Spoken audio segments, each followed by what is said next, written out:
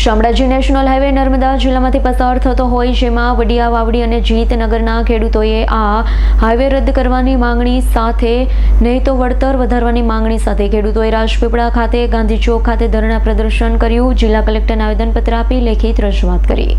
અગાઉ ખેડૂતોએ સમક્ષ સત્તાધિકારી CALA જમીન સંપાદન તથા પ્રાંત અધિકારી નાંદોદ અને national highway project director PIU વિભાગને લેખિતમાં રજૂઆત કરી હતી. હજુ કોઈ સરકાર નિર્ણય નહીં લે તો આગામી દિવસમાં ગાંધી ચિંધ્યા માર્ગે આંદોલન કરવામાં આવશે તેવી ખેડૂતોએ ચીમકી ઉચ્ચારી છે. ખેડૂતોની માંગણી છે કે પોતાની મામૂલી જમીન અહીંયા સરકાર મીઠાના ભાવમાં આપે છે.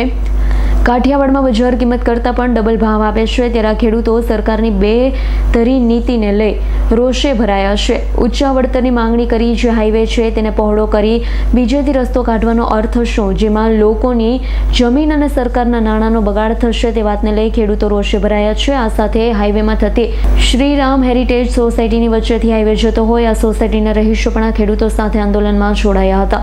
વાપીથી Shamlaji national highway corridor Narmada જિલ્લામાંથી પસાર થતો હોય જીતનગર, વાવડી અને વડિયાથી લઈ બોરીદ્રા ગામના સૌથી વધુ ખેડૂતોની 1000 એકરથી વધુ જમીન હાઈવેમાં જતી હોય. ખેડૂતોને સરકાર 3 રૂપિયે ફૂટ પ્રમાણે રૂપિયા આપવાની વાત કરે છે, જ્યારે અહીંયા નર્મદા જિલ્લામાં 1000 થી 3000 સ્ક્વેર ફૂટના ભાવ બોલાય છે. જંત્રી પણ સરકારે વધારી દીધી છે, જ્યારે સરકાર આદિવાસી વિસ્તારમાં વધારે ભાવ આપવાના કારણે સૌરાષ્ટ્રમાં જ્યાં સુખી સંપન્ન ખેડૂતોને માર્કેટ કરવા ડબલ રૂપિયા આપે છે. તેના બાબતે સરકાર કંઈ વિચારે અને નર્મદા જિલ્લાના ખેડૂતોને પણ વધારે વળતર આપે તેવી માંગણી સાથે ઉગ્ર રજૂઆત કરી હતી. વાપી શામળાજી હાઈવે રાજપીપળામાંથી પસાર થઈ રહ્યો છે. નર્મદા જિલ્લો આદિવાસી બાહુબલી જિલ્લો છે. એમાં મોટાભાગની વસ્તી આદિવાસી સમાજની છે, ટ્રાઇબલ બેલ્ટ છે. તો સરકારે એને પછાત જાહેર કરી. હવે અહીંયા જે જમીનો જાય છે એના આશરે 3 રૂપિયા ફૂટ જેવા નાણાં સરકાર ચૂકવવા જઈ રહી છે.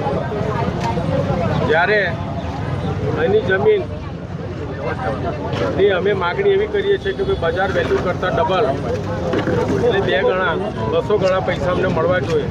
સૌરાષ્ટ્ર કાઠિયાવાડમાં હાલમાં વીજ પુલમાં સરકારે નાણાં બજાર કિંમત કરતાં ડબલ ચૂકવવાનો નિર્ણય કર્યો છે. તો આદિવાસી આ જિલ્લો હોવાથી તેને અન્યાય કરવામાં આવે છે કે શું છે તે મારો પ્રશ્ન છે. તો મારે સરકારને એવું કહેવું છે કે અહીંયા અમારા જિલ્લામાં નાણાં ડબલ ચૂકવવામાં આવે અને 4 લેન રસ્તો બનવા જઈ રહ્યો છે. પહેલાં બી 4 લેન રસ્તો હતો જ, તો એને સમાંતર રસ્તો લઈ જાય તો કોઈની જમીનો જવાની નથી અને સરકારને કરોડો રૂપિયાનું વળતર ચૂકવવું બી નહીં પડે. તો અમારી માગણી એવી છે કે રસ્તો સમાંતર રસ્તાની જોડે લઈ જાય તો જે આ આદિવાસી ગરીબ સમાજ છે કે જે ખેતી પર જ નિર્ભર છે, તો આ પ્રજા ગરીબ છે તો અતિ ગરીબ ના થાય તે માટે ઘટતું કરવામાં આવે એવી અમારી માગણી છે. કલેક્ટર સાહેબને અમે આવેદનપત્ર આપીએ છીએ કે આના માટે કંઈ ઘટતું કરે, જો નહીં કરવામાં આવે તો આગામી કોઈ પ્રોગ્રામો નવા અમે આપીશું. તમારું નામ? રાઠોડ રમણસિંહ નરસિંહ.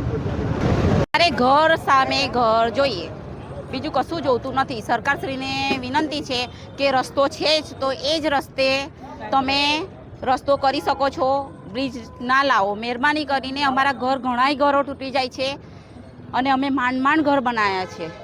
બહુ આની અંદર અમારું કેટલું ગોલ્ડ ગયું છે, બરાબર. અને એ ઘરની સામે અમને ઘર જ જોઈએ છે, બીજું કશું અમને જોતું નથી. સરકારશ્રીને વિનંતી છે કે આ ઘર ના તૂટે, અમારે તો એ જ સોસાયટીમાં રહેવાનું છે. બસ. સોસાયટી ક્યાં આવેલી? અમારી સોસાયટી શ્રીરામ હેરિટેજ જકાત નાકાથી આગળ કેનાલ પાસે. હાલમાં એની કિંમત 45-50 લાખની ઉપર છે અને સરકારશ્રી અમને 33 લાખ આપે છે. એમાં તો અમારી પ્લોટ જ આવી રહે છે અત્યારે. સરકારશ્રીને વિનંતી છે કે આપો તો પછી વ્યવસ્થિત એવું આપો કે અમે ઘરની વળતર આપો કે અમે ઘરની સામે ઘર લઈ શકીએ, બરાબર. કાં તો સાઈડ પરથી રોડ લઈ લો. તમારું નામ? મિત્તલબેન તપનકુમાર દોશી, રાજપીપળા. એવી રજૂઆત છે કે અમારી એકને ખેતર છે, અમારી જમીન એમાં જતી રહે છે, તો અમારે શું કરવું? અમારે આત્મવિલંબ કરવાનો વારો આવ્યો છે અમારે.